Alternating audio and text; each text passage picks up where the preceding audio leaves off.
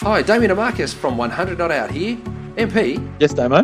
We all know the importance of having a diary, but who wants a boring old day planner? Not me.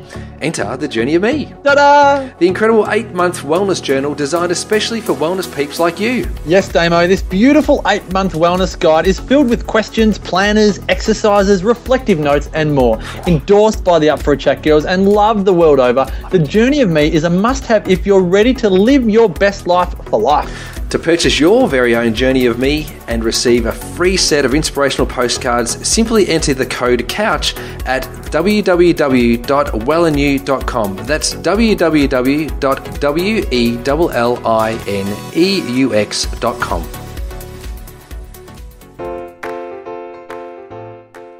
TheWellnessCouch.com, streaming wellness into your lives. This is Up For A Chat with Cyndi O'Meara, Karen Smith, and Kim Morrison. Here we are, up for a chat about the hottest topics that are important to you, inspiring you to awaken the change within. I'm standing in for Karen Smith, and it's Kim Morrison. Oh, and I'm Cyndi O'Meara. And here we are with one of the most exquisite human beings you could ever picture. We don't have the pleasure of our gorgeous Kaz this week, but we have got an exceptional guest that'll make up for the tour, for everybody actually. Dr Natalie Kringoudis is one of, look, I met her, I've followed her for years, and then a couple of years ago I happened to be speaking at the Wellness Summit. Thank God I didn't know she was in the audience, because I would have just gone to the absolute pack. But she came up to me afterwards and I got such a shock and I went, oh my God, I've just spoken. And she said, yeah, I just heard you. And I just about died. So I just want you to know you are one of my gurus. I so look up to you and absolutely adore all the work that you do. So welcome to our show, beautiful Nat. Oh, thank you, ladies. You're going to make me cry before we get started. I know. Well, we're pretty lucky beautiful to have introduction. You. Now I feel like I've got big shoes to fill. Anyway, thank you so much for having me. It's such a delight to be. It's an honour to be asked to chat with you, ladies. Well, we've been wanting you on the show for a long time, and we actually put a question out to all of our followers on Facebook and said, you know, if you could have any topics that would be of interest, what would it be? And quite a large number came back with the topic of preconception care. So it seems to be a topic that's not talked about a lot. So before we get into that, though, could you just give us a little brief background as to who you are and why you got into the work that you're doing and what you're up to now? Totally, I'd love to. Well, I'm a doctor of Chinese medicine, and I'm excitingly an author now, which is a wonderful thing to have experienced. But basically, when I opened my clinic 11 years ago, I experienced this influx of women that were having challenges with their fertility, and it really, first of all, I was like, no way, I am not treating these women. They are bonkers. They're hormonal. I just can't deal with this. I don't have the experience to deal with this, and it's certainly not necessarily something that we're taught when we're studying. And having said that, prior to that, I'd committed to over 10 years of study to gain all my knowledge, but it was still an area that I had a lot of questions that I needed answered as a practitioner. So I guess I stepped up to the challenge of addressing fertility and just trying to learn as much as I could about how we see fertility from not only the Eastern perspective but the Western perspective, because it made sense to me if I could mesh the two together, I could get not only great results, but I could also help these women that were perhaps using Western medication to try and conceive and weren't also getting the answers that they needed. So it put a lot of perspective on the situation, allowed me to get some great results, but it also led me to become, I guess, a little bit more curious. And then also I had this epiphany one day that, you know, what happens if we were reaching out to young women and we were trying to educate them so that women weren't getting to a time of wanting to conceive and then having all these challenges. So, you know, helping women understand that whether you're 16, 21, 35, 45, no matter what it is, fertility isn't just about having a baby. Fertility is about thriving as a woman and you know, helping women to understand that. And that's been certainly a beautiful thing to be able to help anyone, any woman of any age, really rediscover and connect with their own fertility. beautiful. Wow, it is. That's just brilliant. And you're right. We don't really think about our fertility until, we need to get pregnant, and then we're not getting pregnant, instead of teaching our young women, especially about their own cycles, because a lot of kids don't know their cycles, Nat. They've got no idea when they can get pregnant, when they can't get pregnant, when's ovulation. I know. The amount of women that I have come into the clinic and they'll say to me, I've been trying, and we'll say, great, okay, so you got a good sense of ovulation and you know what that's like, and they look at me and say, I don't know what you're talking about. And, you and I can have a giggle because we know that in that aspect is, but I think the pill's got a lot to be answered. I mean, it's got a lot to answer for. It's really disconnected us as women. It's not anyone's fault. It's just the way that it is. That these girls haven't needed to know. They haven't had to look. They haven't had the opportunity to look. Some girls are prescribed medication like the pill or Marinas or whatever we're talking about from the age of 14 or 15 to theoretically fix an issue, which it doesn't. Unfortunately, it doesn't do that. So they've never actually had to look at their menstrual cycles, yet they come off their medication or the pill, and all of a sudden it's almost like they're taking a stab in the dark because they don't understand their menstrual cycles anymore. And it's such a gift to be able to understand what your body's telling you every month. I think it's it's amazing, and perhaps it's not delivering you amazing signs and symptoms every month, but that's also a reason to go and explore further as to, why is it, why do I have period pain, or why can't I tell when I'm ovulating, and get really curious and see these things as a gift as well, rather than something that you hate on month after month. Nat, I think one of the big issues that I've noticed is probably from our generation when the pill was so prolific, and for women it was seen as a sign of freedom either to control their periods so that they kept taking the pill and didn't have it at all, or they'd have an injection that would last for months. It was seen as kind of a sign of freedom. So therefore our generation of having children, if we were fortunate enough to do so, it's really sad when I hear this generation and my own generation saying it was a bloody hassle, or it's such a pain in the butt, or it causes all these other problems for me. And I think you've just alluded to a really important fact, that we have lost touch with what it is to be a woman.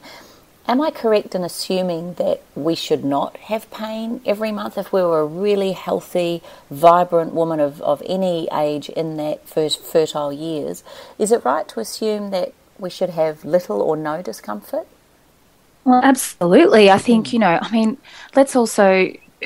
It's tricky because young women, it's really common to experience period pain as a young woman when you first, your menstrual cycles first start. And I think we kind of freak out at the beginning, and a lot of mums don't want to see their daughters in pain, and I get that can be quite traumatic, and it's not nice to experience pain either, so we want to alleviate that in whatever way we can. But if our bodies are thriving, logic tells you that if your body's thriving, there shouldn't be pain anywhere, and if there is pain, it's alluding to something else being an issue that you can explore and try and get to the bottom of. But definitely, and not to forget that we are a product of our environment, our stress levels and what we eat, and all these things can influence inflammation in our body that can lead to pain and things to work in a different way that we would like them to work. But yeah, I think that's really important to understand that pain is a symptom of a bigger problem, and looking at what that is can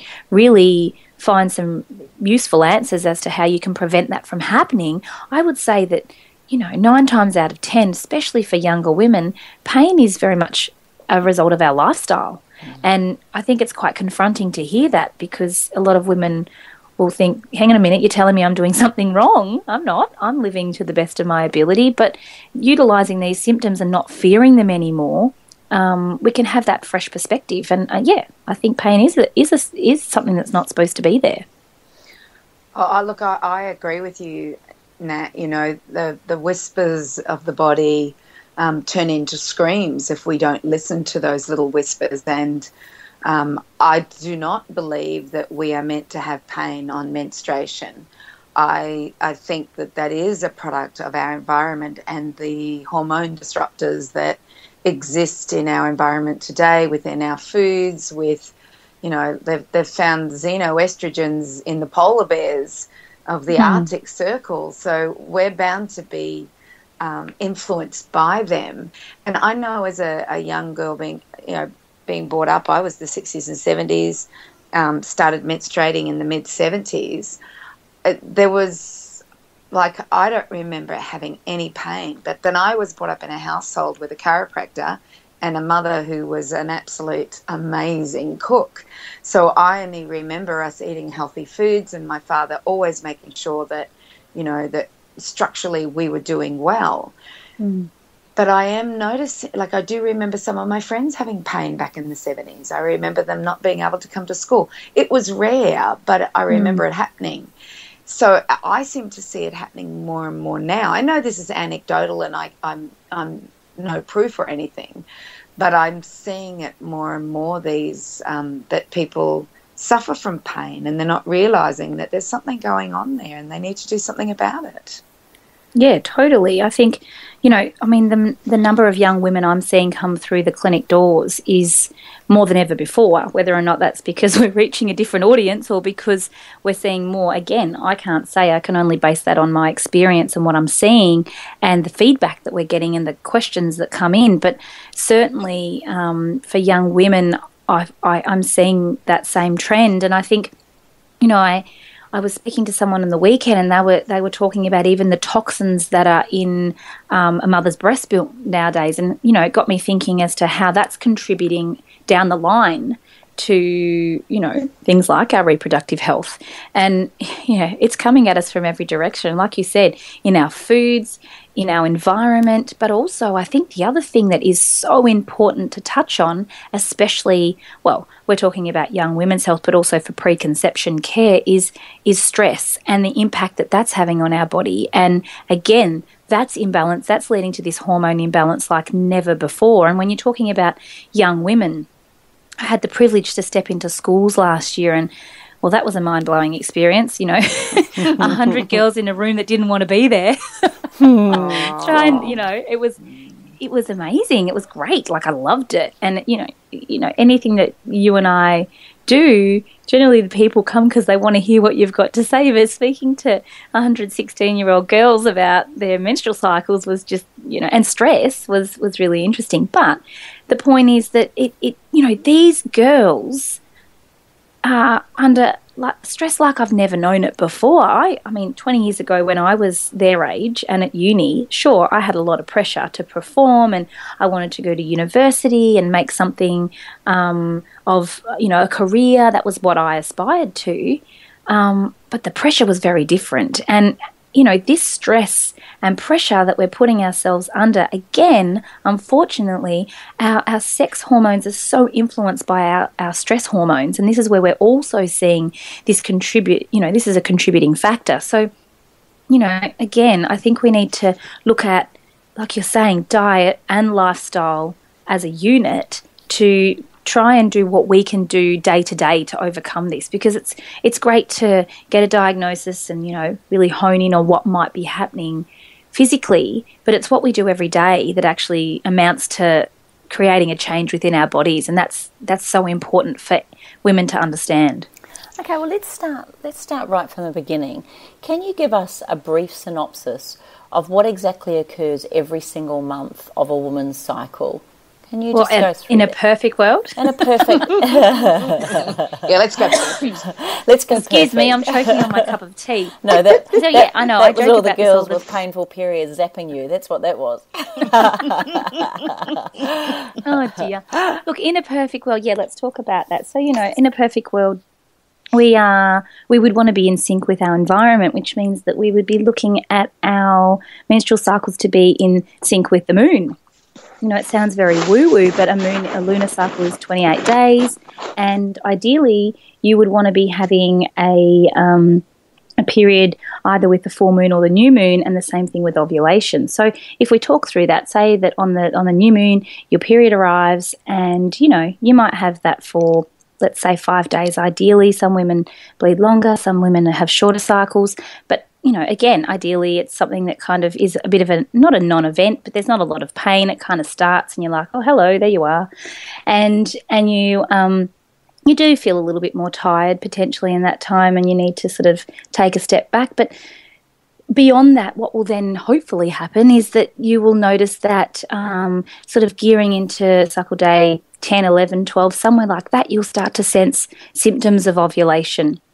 So that not being marked by pain or feeling like a psychopath, that should be marked just by changes in your fertile or your cervical mucus. So what I get women to try and hone in on is, what does it feel like? You have thousands of nerve endings around your cervix and your vagina that allow you to sense what's happening throughout your menstrual cycle. Just like you might sense that your period's arrived and you might sort of wake up one morning and think, oh yeah, hello, yep, I can feel that that's present. The same thing should actually happen with ovulation. You should really be able to feel that change in your cervical mucus, and that change should last for a couple of days, in a perfect world again. And then what you should actually notice is from the rest of the cycle, so let's say you're ovulating again in a perfect world somewhere around cycle day 14, then you'll start to notice that from that time onwards that there's not actually any mucus present or nothing that you can actually sense or feel. And that will last until the end of the month, let's say again, perfect world, cycle day around cycle day 28, and that the whole process starts again. Now, the thing that I think women get most mixed up in, and this is really important when you're trying to conceive, is that your fertile mucus, it's not about the day you see the most or the first day that you see it. It's actually about what it feels like, and it's also the last day that you experience that marks ovulation, and this is where women get confused. So typically it actually, and this is really quite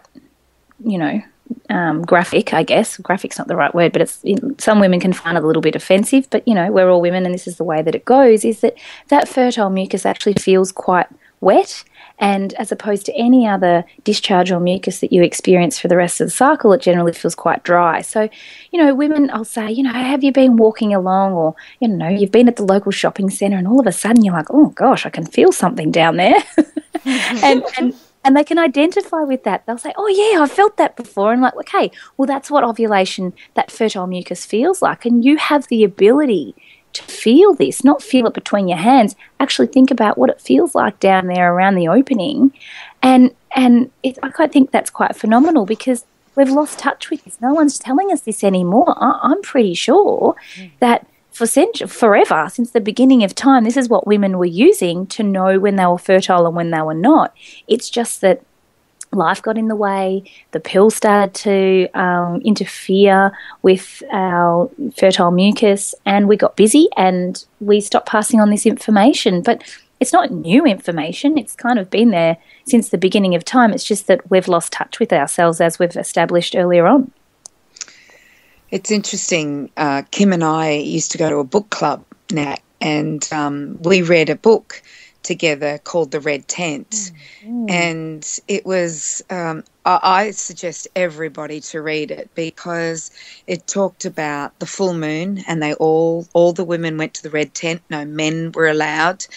They spent 3 days Let's just together. say the men weren't fighting that one, were they? No, they didn't.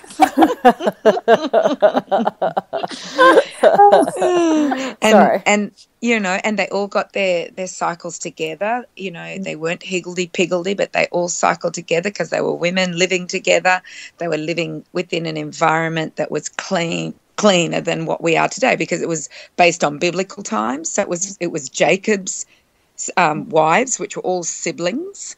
And one of the daughters. There was only one daughter, but it was a real eye-opener for me. I always knew cycles were 28 days, and I thought I knew a fair bit, but I didn't acquaint it with the moon. And from there I just got a real interest in that whole thing, and started to read Francesca Nash's work and.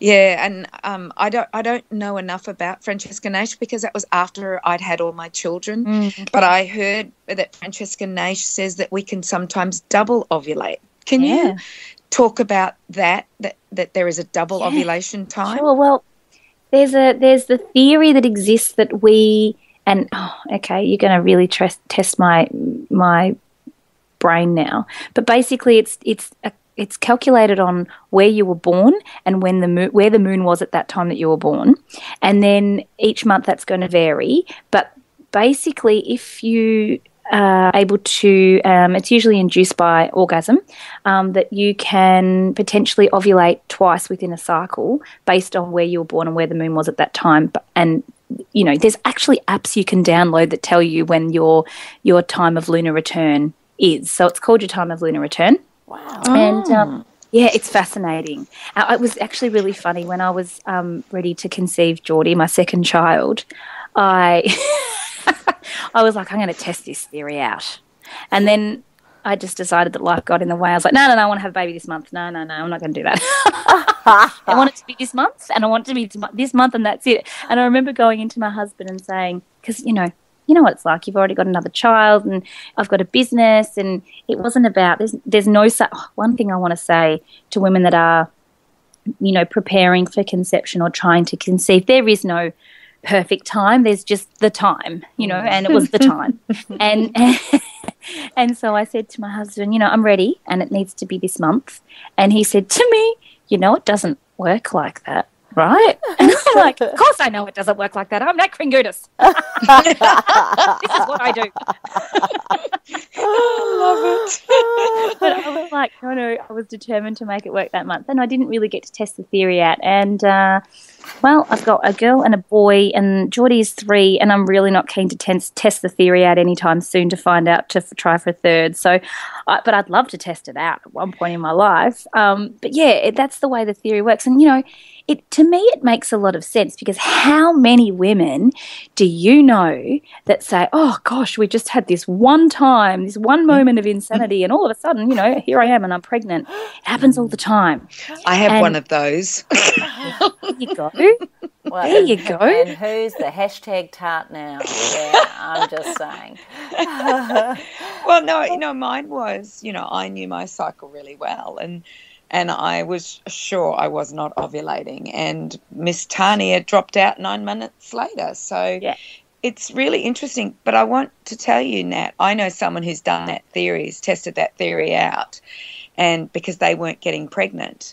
So my brother figured it out. He read it. Yeah, he read it, and he figured out, his wife's, what did you call it? The lunar return, or the phase of lunar return, or That's it. He figured it out. They got pregnant immediately. Awesome. I love it. I love it. Yeah, you have to talk to him about it. Here's the thing too, and this is what I say before. It sounds woo-woo, but if the moon has the ability to pull the tides, and your body is 70% water, it makes perfect sense. It can actually, or it has that much of an impact on your body. We are so a product of our environment. We know this in every other sense. So, and I think it's beautiful that we can be so in tune with our surroundings, and it's also great if you're not completely savvy with charting your menstrual cycles. I just always look for, what's the moon doing? Where am I at? And I get really cheesed off when my cycle doesn't sync up to the moon. I think, what have I done this month to deserve that? And often it's stress, stress or something or food. My daughter is pretty powerful with hers now. She knows that when it's painful, her signal is sugar. She's had too much sugar and not enough sleep, sort of thing. So she's very good with that. And I love to see it. Or there's some fantastic apps now you can get on the phone to chart everything as well. I've been charting mine on an app for 7 years, and I think it's awesome that you can do it so easily and quickly, as opposed to Francesca's charts that I used to have up on the fridge. Oh, God, it was hilarious. I'd go into Danny and say all sorts of things. I'll tell you a funny story about a woman came up to me that watched Debunking Ovulation, which is one of my e-courses, and she came up to me in the street and she said, you don't know me, but I just have to tell you the funniest story. She said, I'd been charting for a couple of months, and she said, and we had this big project that we were working on, her and her husband, and he'd accidentally grabbed all the paperwork off her bedside table, and they're in this big meeting around a boardroom table, and he pulls out the ovulation chart. And the big gold stars on the days that they did it. Yes, she said she was mortified, but like it was a big presentation and, like the show had to go on. But he was scribbling all over this page, showing everybody what was going on. And she's sitting there going, wet day, dry day. Nat, I want to ask you, so if we've got a beautiful lady, a couple listening to this who are very keen to start a family, how long before do you think is the right time to look at preconception care, and what exactly is your idea of preconception care? Yeah, I mean, I think we've accepted, or it is the right time, obviously, for you to put your best foot forward always with your health and to really get things back on track. I mean, it does depend on the history of a patient and if they have been utilising the contraceptive pill or a Mirena or an implanton or some type of synthetic hormone to influence their menstrual cycle. A minimum of 6 months off of that before trying to conceive is my advice. We know that the pill severely robs, and when I say the pill, I mean all forms of synthetic contraception. When it comes to preconception care and how long, I guess, someone should be waiting before trying to conceive, I think it really depends on their history and what they've been up to in, the lead up to that. Certainly if you've been on the pill, and when I talk about the pill, I mean any type of synthetic contraception, we know that the pill severely robs the body of essential vitamins and minerals, and this can cause problems later on, and we're only starting to learn this now, how it influences the mother through birth and through breastfeeding and then the child and their health ongoing. So it is really important, I think, that if that has been the case, that there's a minimum of 6 months between coming off the pill and trying to conceive to really get the body back on track. And, you do this generally, via diet and lifestyle and being really mindful about how things like alcohol and toxins and those sorts of things can influence your body. These things are known endocrine disruptors. They will upset the way that your hormones work, and I think that's really important for the average person that hasn't been on any type of oral contraception or implant. Again, I mean, it's going to be based on their own personal journey, but just really putting your best foot forward, I think, is important, and making sure that where you can be the best version of yourself. So hopefully your menstrual cycles are on track, and that you are relatively free of any symptoms around your menstrual cycle. And I think that that is going to vary from person to person, but getting a good sense of your menstrual cycle for at least 3 months, I think, is really important, just to help to iron out any creases and for you to get back in touch with your body and know what it's telling you. I made Danny. I made Danny and I do we did the Candida diet, we did the liver cleansing diet, I did everything and anything without even realising I was doing preconception care. But we did it for 6 months before we genuinely really, I must have had an innate knowing that I just wanted to make sure, I'd had time for my body to get into gear for having a baby, and we ate the best you could possibly eat, and everything was organic, and so it's and it's fun. Like I said to Danny, there's you spend your whole life avoiding falling pregnant.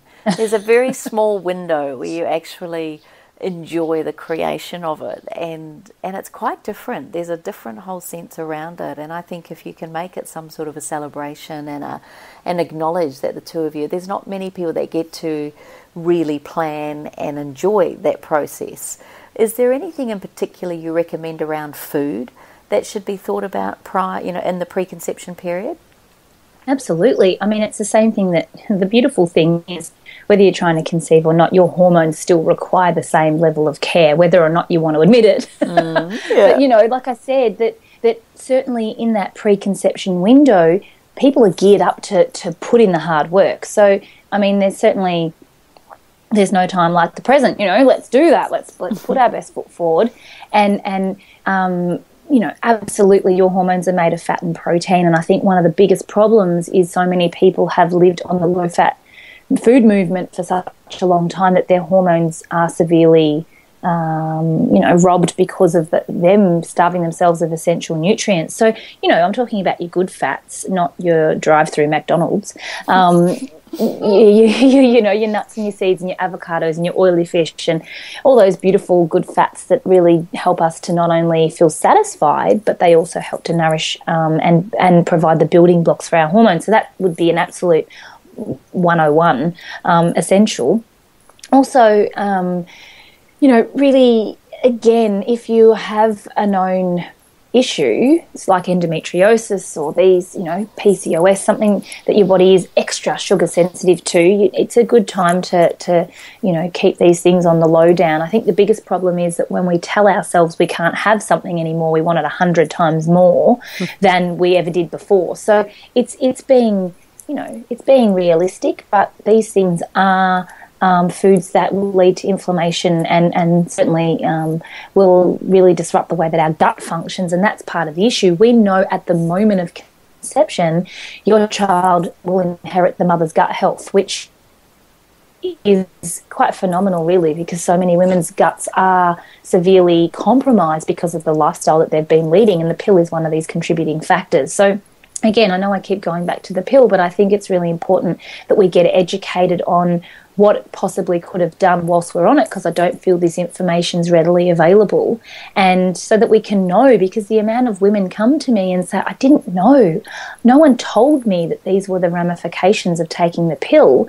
And you know, these women have been on it for 20 years and then they come off and all of a sudden they don't have a menstrual cycle, their digestive system is terrible, they can't absorb the nutrients that they're eating, and as a result they don't have a menstrual cycle. So you know, these little bits and pieces are really useful, but I think it also comes down to, you know, simple things like filtered water that's not going to contain toxins that are going to influence our hormones, making sure we're getting enough sleep, making sure that we're you know, where possible, we're just eating the best quality whole foods that we can afford, and always organic where possible, because again, these things contain chemicals and toxins that are influencing our hormones. But you know, it has to be fun, like you said, Kim. It can't be a chore.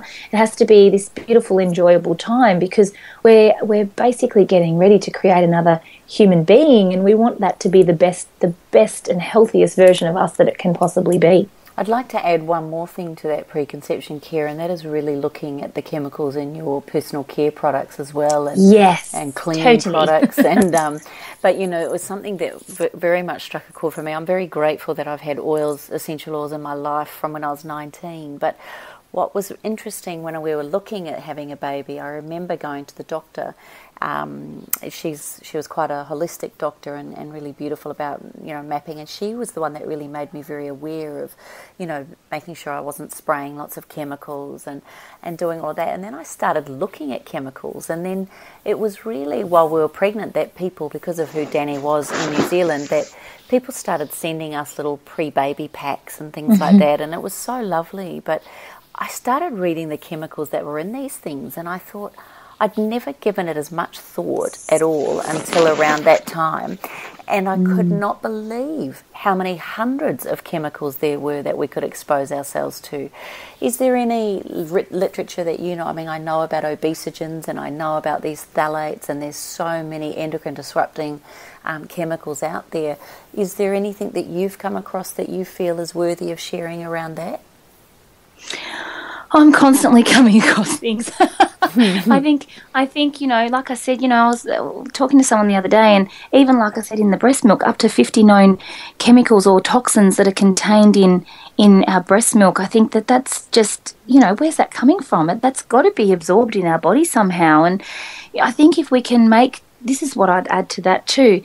It's not hard to make these simple changes. Some of the changes that we need to make are hard, and some are really straightforward, and it just is a matter of making a better choice next time we're ready to buy a cleaning product or a face cleanser or a shampoo.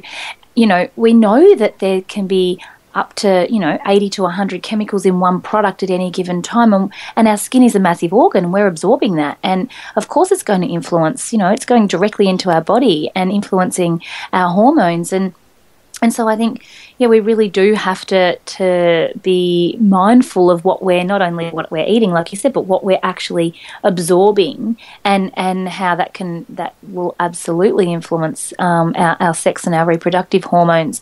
So, I mean, there is, like I said, I'm constantly reading stuff, and Kim, you've got some great stuff, and I know Therese Kerr puts a lot of really good stuff out there with reference to research around these chemicals that are in our products that really are, and again, like you said, what people send you, some of the conventional brands of baby care stuff is horrific. And so bad. But it's so freaky because everything is so, like you say, easily adapted.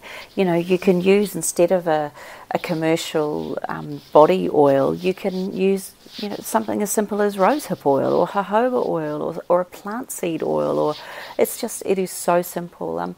The one thing that I have that I'd like to just say to people around that is, the way I looked at it is, if I noticed two chemicals in particular, which were pretty much in 90% of skincare. So if I knew if they had parabens of any sort in the skincare, I would avoid it. And the other one for me was sodium lauryl sulfate. So if I ever saw either of those two, or perfume or perfume, because then we knew that was a fragrance made up of about 200 or 300 chemicals alone.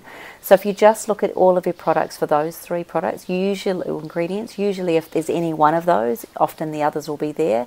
And if there's parabens in it, whether they say on the front natural or organic or anything else, if you see things like that in it, that's just a commercial marketing tool. It's not actually what I would call, there's many organic products out there that actually use these ingredients. So even the word organic or natural doesn't mean anything either. So you need to be very savvy. But I found those three ingredients, perfume, parabens and sodium lauryl sulfate, if I see just those three as markers, then I probably won't touch that brand. So that might be helpful. I think it's really interesting too when you talk about fragrance or parfum, even in things like our toilet paper. Mm-hmm. So how many fragrance toilet paper papers are on the market, and that's something that is in contact with our most intimate parts, especially as a female. I didn't know that. Mm-hmm. Yeah, I didn't know that you could get. Yeah, there's lots out there. I'm really sensitive to smells. My husband calls me the nose, and I'm just like, things like that I cannot tolerate. And if he comes home and he's done the shopping and he happens to pick up, those big packs, and I'm like, I sniff the packaging. I'm like, oh no, this is not good. We can't utilize this. But it is, it's scary, and we're wondering why, again, women are having issues with development, whether it's early development or delayed development. And, things like this, you might think that you've got it all covered, but unfortunately there's there's ways that these things sneak into our lifestyle that are quite scary. Mm-hmm. Do you know what I'm hearing? I'm hearing it's an overhaul. You need to look at every aspect of your life in preconception. But that's a good thing, because when you do conceive, and then you have your child, it's good to be in that mode anyway. And what I see at the other end of the spectrum are mothers that have had their children who are very sick children because they didn't know, they weren't told, they weren't aware of what was happening. And, and they always say, I wish I'd known. And I think what I want to know, Nat, is, why is the pill allowed?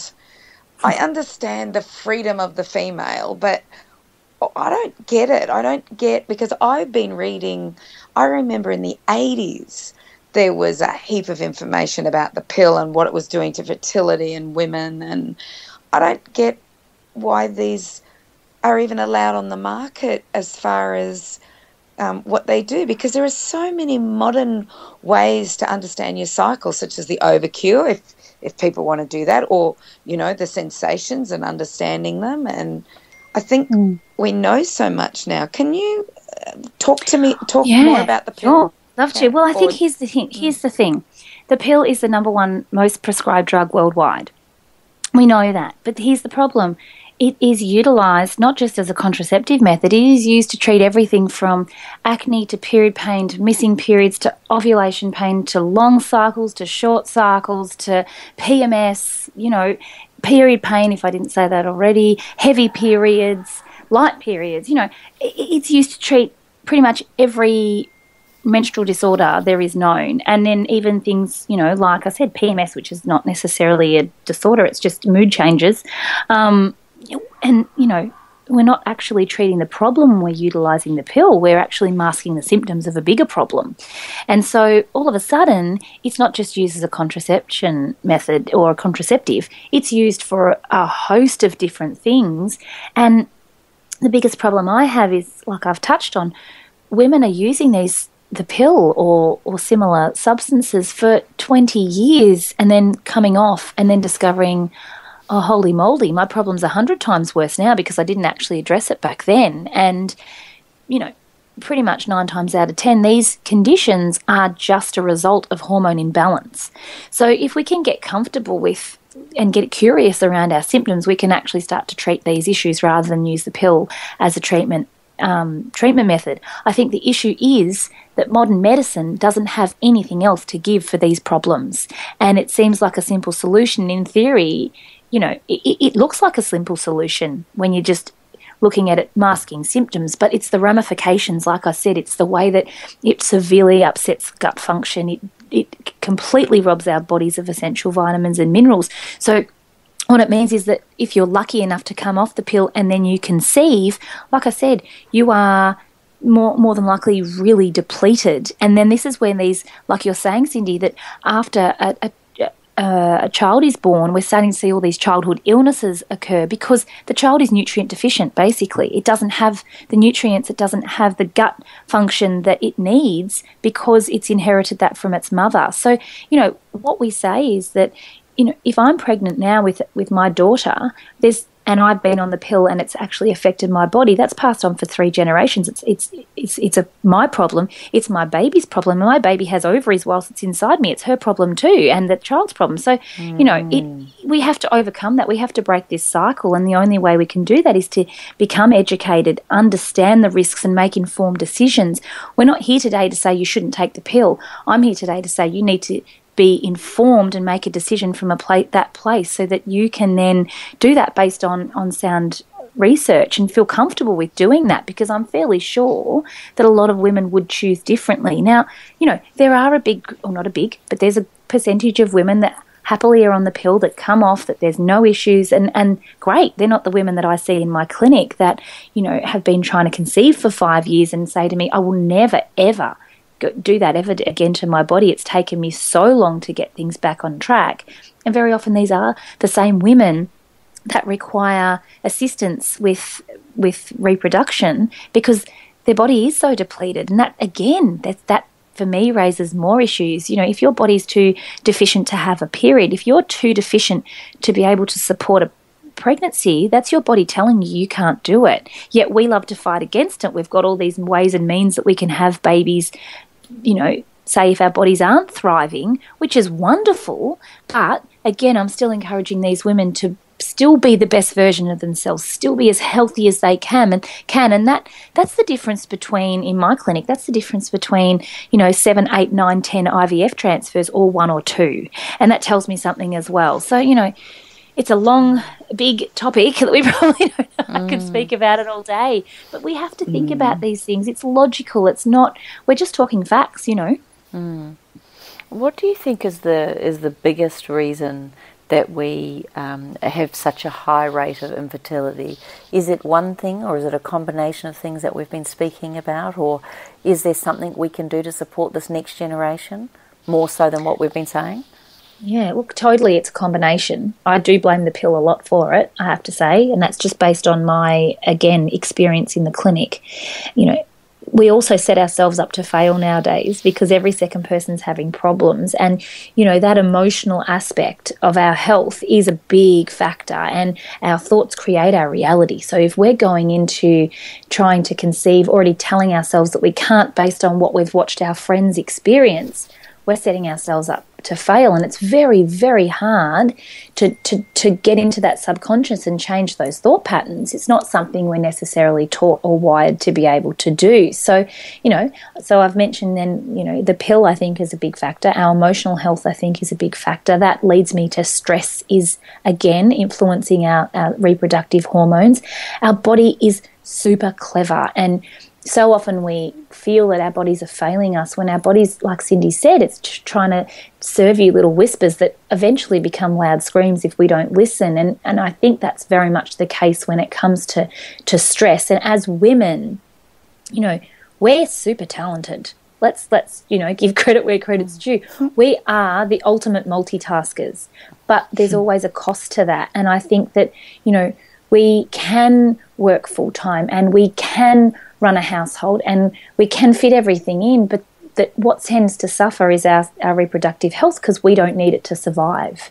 And our bodies just take that offline as a coping mechanism. So, you know, I think we need to acknowledge that. And if our menstrual cycles aren't regular, or we do have things like endometriosis or PCOS or hormone imbalance of some description, we need to look at why that might be. And I think that stress very much comes into that. Now, also remembering stress is much more than just you being busy at work. Stress could be eating average food. It could be past emotional issues. It could be absorbing toxins. Your body doesn't differentiate or know the difference, really. It kind of just knows stress or not stress. And so we need to look at where that might be coming from outside of running late for an appointment or being under pressure at work.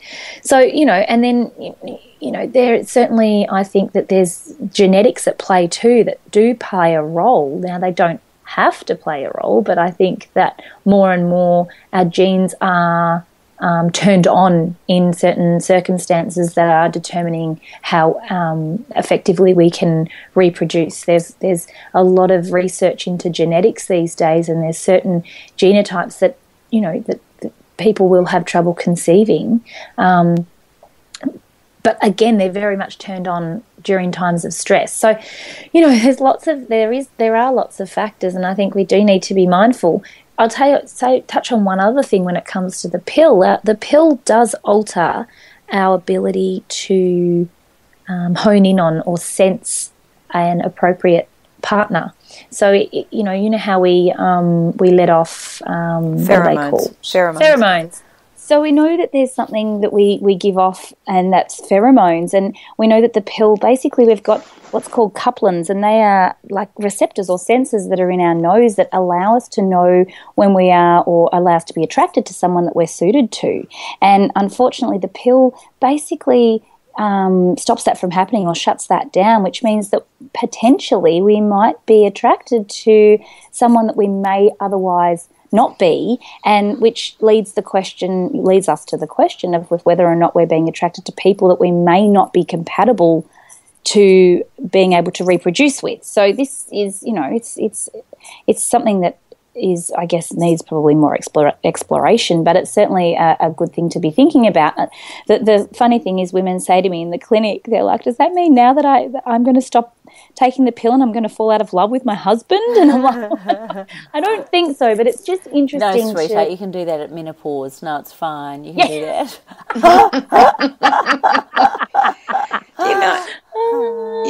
It brings up a really fascinating, it really brings up a fascinating topic about that whole thing, and how I'm sure the pill is just one of the things that probably cause that, because there are many medications that we take that would probably interact with those senses and what's right and what's wrong. So it'd be interesting to see what other medications did, because some people have autoimmune diseases where they have to be on, immune suppressing drugs. What else is that suppressing? You really brought up a really good point there, because surely it's just not the pill. Surely there are other things out there that are causing it. Think about smoking too, like how much that depresses the sense of smell and must therefore depress our sense of awareness around pheromones.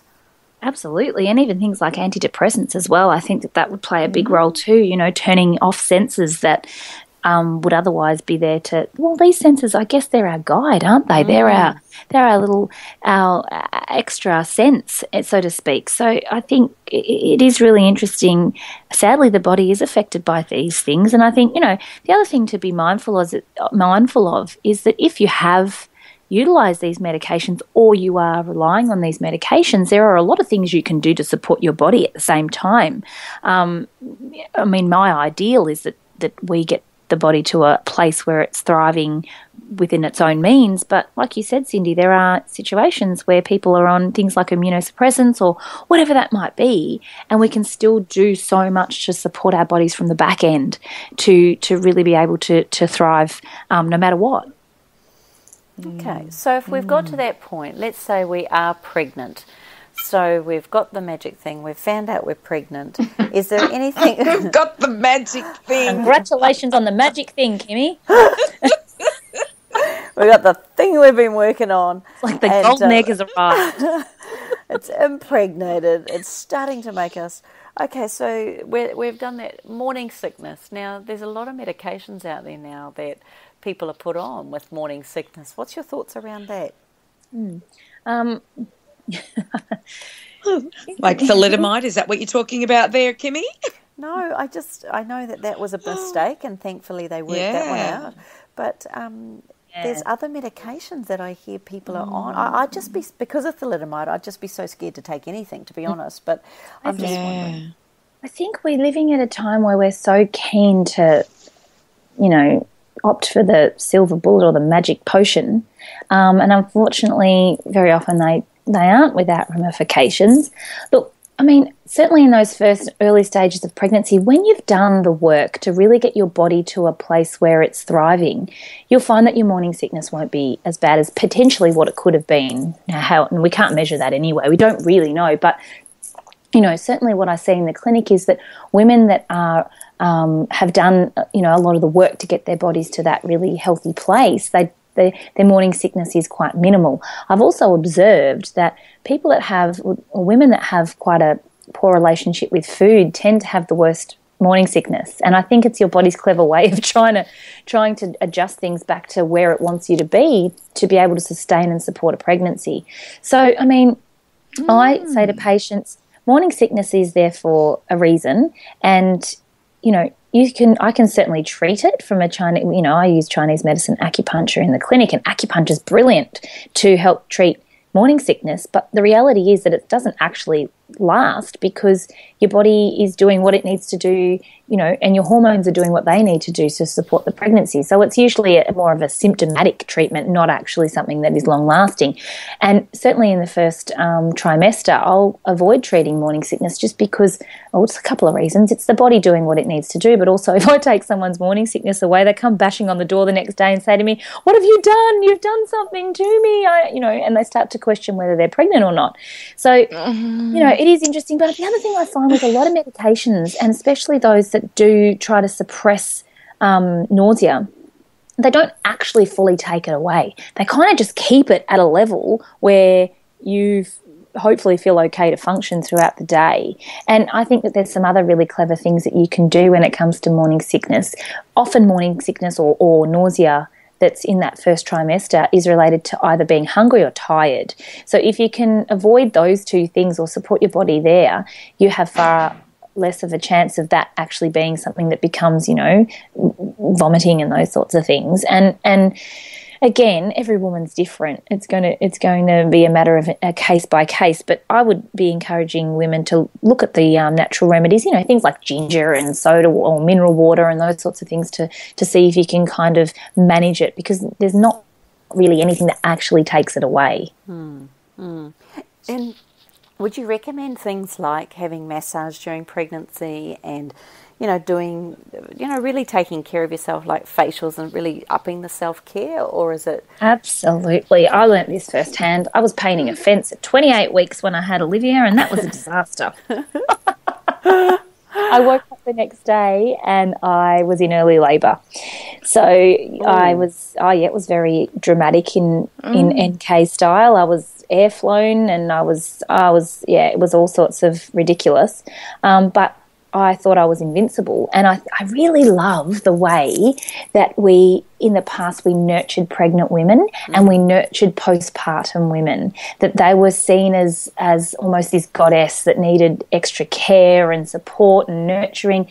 You are creating another human life, and I guess, you know, there was no one that was going to be able to tell me that I needed to sit down and rest. I was all systems go, and it really took some drastic measures to make me relax and sit down and you know, not push my body. But I think absolutely there are some amazing practitioners and therapists out there that can support us through our pregnancy, and it really is a time that we should be practicing extra self-care, and we should be doing that anyway, but even more so in the time where we're growing another human being and another life, and really looking after ourselves from, you know, like you said, with things like massage and acupuncture and meditation and retreats and, you know, whatever you can do to get that in alongside optimal nutrition and lifestyle. I almost saw pregnancy as an excuse to do all those things. You know, that I was I figured my body was an incredibly it was royalty when it was pregnant as far as I was concerned. And I'm not that I carried on like a pork chop or anything, but I mean, I was trying to I really loved it and knew that it wouldn't last for a long time. One of the questions that we had asked that I'm wondering if we can just have a quick look at was the people are always saying preconception care is a great topic. I'd love to hear more on perinatal mental health and supporting mothers during this time in their lives. Also ways to heal after a health crisis, specifically a mental health breakdown after having a baby. What is your thoughts around that? Yeah, I mean, I think we know that if you have a history of a depressive illness or an emotional illness, or, you know, it is really important to be mindful that your hormones are going to be heightened, and that certainly, you know, you need to definitely be practicing, you know, like we're talking about, this extra special self-care, but also there are certain nutrients and vitamins that are really important to make sure that are abundant during that time. And, you know what I find fascinating? I've just finished touring the country with my Debunking Your Thyroid tour, and it's really interesting because often symptoms can be, you know, we can think of the symptoms to be actually the problem where that's not actually the case at all. So when it comes to even your thyroid health, someone that's got a depressed brain looks very much like someone who's got a lower active thyroid, that the brains look the same. And I think very often, you know, why is that the case in the first place? If we've got if we suffer from depression, let's say, you know, I really encourage people to look further into what the root cause of that is. Is it an emotional thing? Is it gut health? Is it the thyroid? Is it the adrenals? What's the playing factor there? And how can we map that out so that we can support ourselves through this time that we know that our hormones are going to be all over the place, so to speak. But again, I think that also, and that's what I'm glad you asked that, because I wanted to just touch back on that postnatal care. And you know, I think that a lot of cultures have it right. You know, there's cultures where women aren't allowed to leave the house for 40 days, let's say, and it might sound extravagant, but I think, you know, birth is a big deal, and learning to breastfeed is a big deal, and recovering from recovering from birth is a big deal. And, you know, we're conditioned to believe, we've got to get on with it and get into it, which, you know, we do, but we've got our whole life to do that. We're stuck with this little human being for a very long time. Very good and bad. No. But also that recovery it takes time, and we need to nurture our bodies, and we need to draw on our community. And I think this is what we don't do anymore. Part of us nurturing ourselves, and especially when there are known, like I said, if someone has a history of depression, let's say, you've got to build on your community. We've been conditioned to believe we can go this alone. All of a sudden, you know, we don't need our loved ones' help. We can do this on our own. I remember saying to my mum when I came home from hospital not before I came home, sorry. She was so keen to be there from the minute I got home. And I was like, oh, no, Mum. The hospital said you just need to leave me alone for a while, and I need to work it out for myself. And so don't come, and I'll just let you know when I'm ready. remember having her ringing my mum, who lives in Adelaide, on the phone in tears, going, "You got to come now. I can't do this." Yeah. Oh my God. Because you don't know, right? But you're led to believe everybody else looks like they're doing it on their own. And you know the saying, obviously, it takes a village to raise a child. You know, I think we need to go a step back. It takes a village to be a human being. And drawing on our community in those special times, I think, is so important. And even like you said, Cyndi, you know, before when you read the Red Tent and, you know, women were congregating together and they were going to this sacred place at that special time, I think the same thing can be said for almost everything that we do. But traditionally, women got together and, you know, men went off and hunted and gathered and did whatever, and women were together all the time. And they were, you know, if you had an issue, whoever over there had that same issue way back in the day, and she knew how to fix it, or someone knew how to come in, or there was someone that could actually treat you, or whatever that was. And I think that postnatal, that's the time we absolutely need to be drawing on our community, our loved ones, people that are close to us. And it doesn't necessarily have to be family for people that don't have family close by, but it just needs to be your community to support you through that time. I agree. And tell me, what about the men? We've talked about the women here. We probably do need to give the, you know, the the impregnators some sort of airtime here. Impregnators. Nice, Kim, nice. Absolutely. Can I say, you know, the amount of people that come into the clinic, and it's not, you know, we're so keen to focus all of our attention on the female and her health, but an embryo is 50% him and 50% her, and we don't place enough emphasis on male health and fertility. And, you know, and those guys make those little sperm all the time. They do. So, totally. And they're always trying to get them out. Well, here's the thing, right? So this is what we fail, I think, to think of, that an embryo, like I said, it's 50% him, 50% her. And in that time of conception, in that time of implantation, in those early weeks, it is the embryo that's doing the work, not necessarily just the female's body. If that embryo isn't doing what it's supposed to do, if it isn't secreting the right hormones, if it isn't implanting in the right way, yes, okay, the female's environment has to be favourable, but it's the embryo doing the work that's making the female do then what she needs to do to maintain that. And if it can't do that, you know, 50% of that, at least, I say a little bit more actually, is reliant on that male aspect. So absolutely we have to be, the same things apply. It's beautiful. We don't have to change anything. I mean, obviously we don't have to get them to watch their rhythms and their cycles, but in terms of what we need diet and lifestyle-wise, it's the same thing. All the things that we've spoken about is applicable for the male. So, you know, making sure that our diet is right, making sure we're removing those chemicals that could be endocrine disruptors and also stress, and all of those things also apply for the male as well.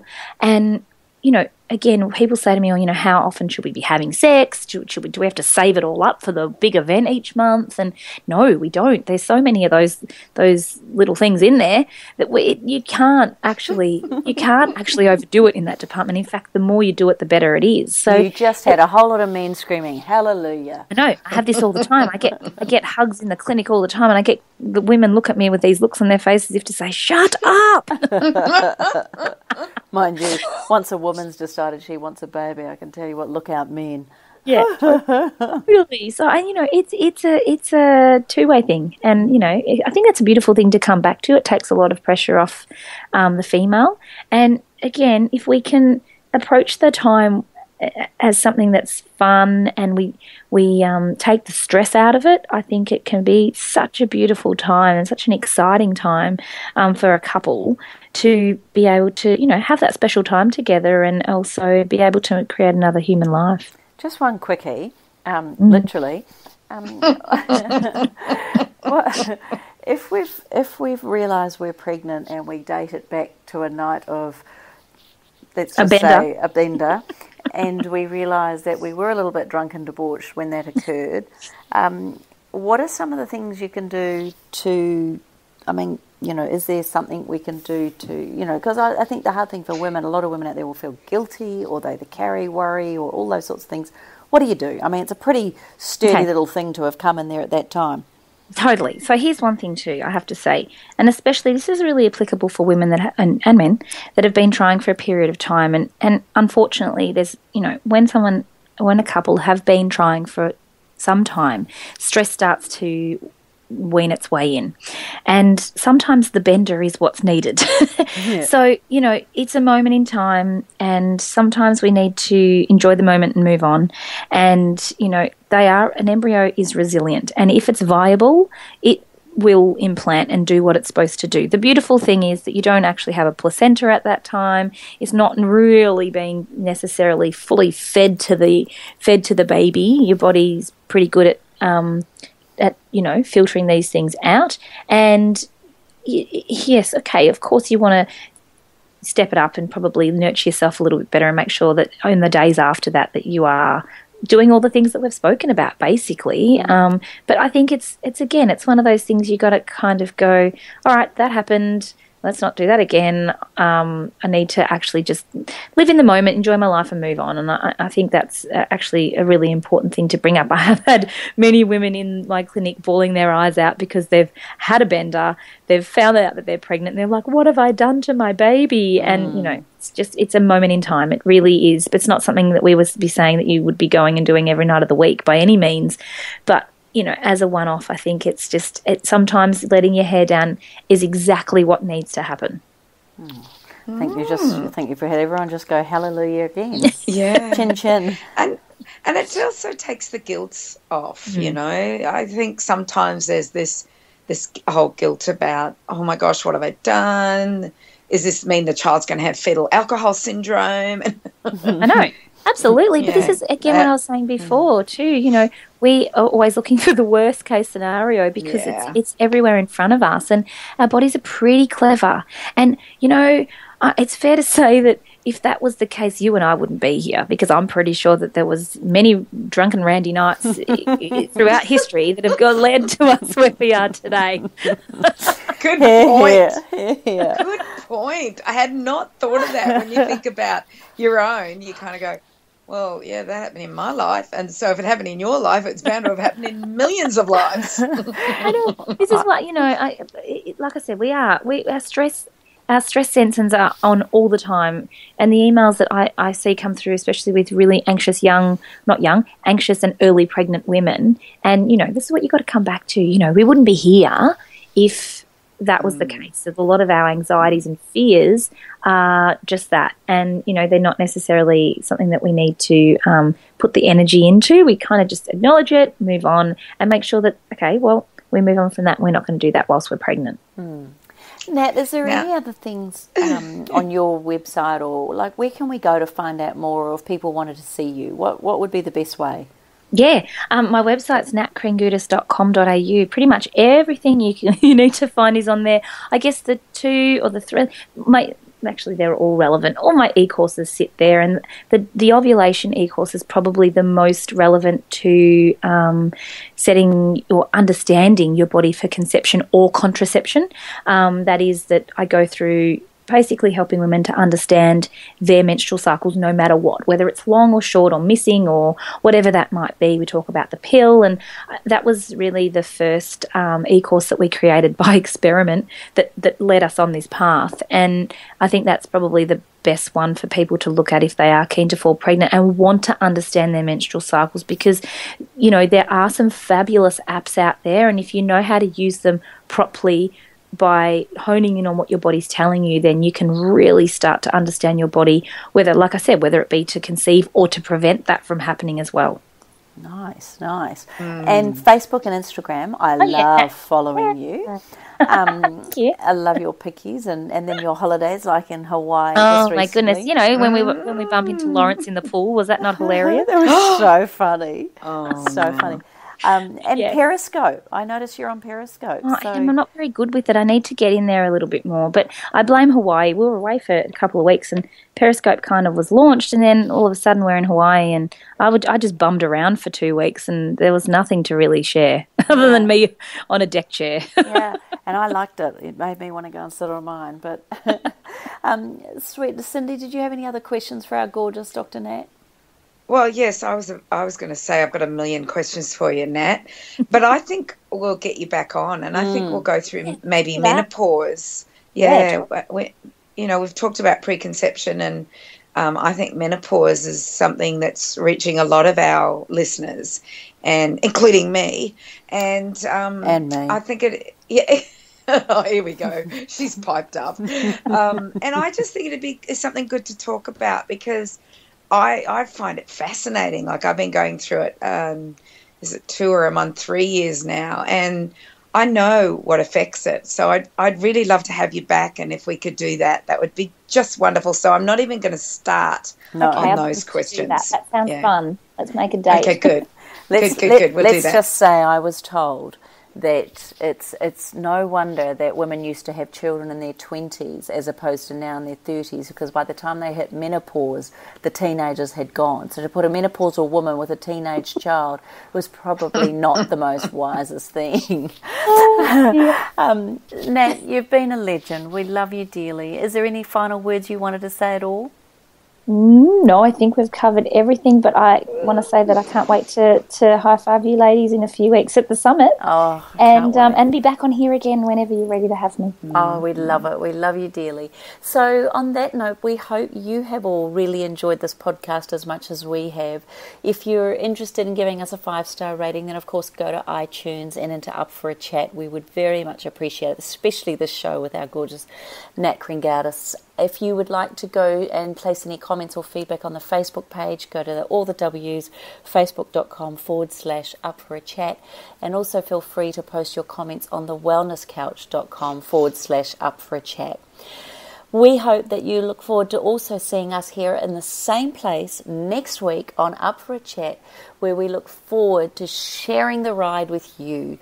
Before then, take care, and we look forward to seeing you again soon. All the best now. This has been a production of TheWellnessCouch.com. Check us out on Facebook and join in the conversation on Facebook.com/TheWellnessCouch. Subscribe to each show on iTunes and check us out on Twitter.